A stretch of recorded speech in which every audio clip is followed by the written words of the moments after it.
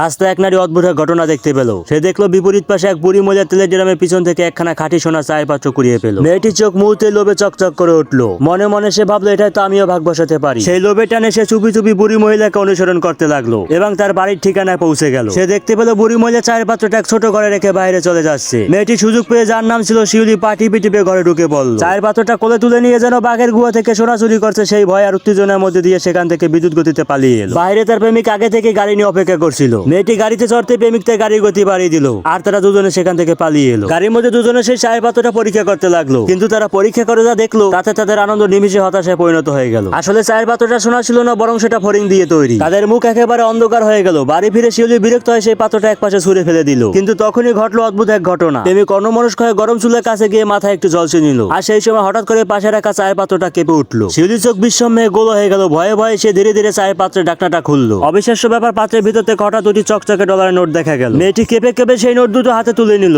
নাকের কাছে নিয়ে গন্ধ শুকতে অদ্ভুত এক টাকার গন্ধ বেশ, যা তাকে পাগলের মতো উন্মত করে তুলল। হাতে ধরা চুল বাঁধা গরম লোহার দিকে তাকিয়ে শিউলি এক শয়তানি বুদ্ধি করে ফেললো। সে লোহার ছোঁয়া গায়ে লাগে ইচ্ছাকৃত ভাবে নিজেকে ব্যথা দিল। তারপর চোখে বলো চায়ের পাত্রটা আবার কেঁপে উঠলো। এইবার শিউলি একেবারে হতবাক হয়ে গেল। পাত্রের ঢাকনাটা খুলে দেখলো আরো নতুন নতুন নোট। হাতের মুঠোয় গরম ডলার ধীরে ধীরে শক্ত করে ধরলো সে। উত্তেজনা শিউলির শ্বাস প্রশ্বাস ভারী হয়ে উঠলো। মেয়েটি অবশেষে যা বুঝতে পারলো এটাই সত্যি। ফিসফিস করে বলল সে, যদি কেউ পাত্রের পাশে থেকে ব্যথা সহ্য করতে পারে তাহলে এই পাত্র তাকে টাকা দিবে।